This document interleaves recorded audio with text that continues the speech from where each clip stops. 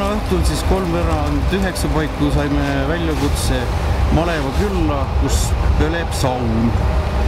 Et välja sõitsime siis nii-öelda presumeeste keeles teise astme järgi, mis tähendab, et Kuressaarest reageerisid põhi- ja paakauto ning juhtimisauto, Leisist põhiauto, Kihelkonnalt paakauto ja ka siis Pihtla vabatahtlikud.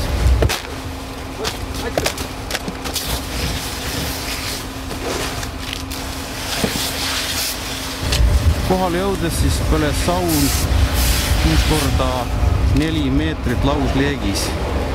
Et saun oli tuld täis, asusime kohe kustutama, leegid saime kiiresti maha ja abijõud siis saatsime koju tagasi, et koju siis läksid Leisi, Kihelkonna ja Pihtla. Et praegu nii-öelda järelkustutus käib.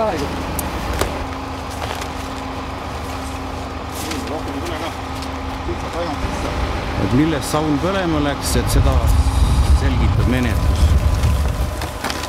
Üks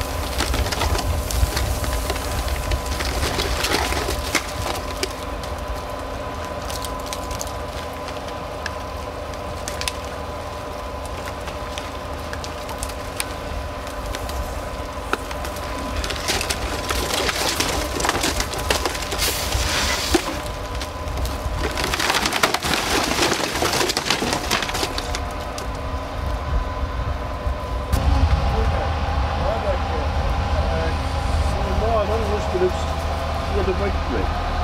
Seal pool on. Seal pool on. Jah, näe vaata, näe.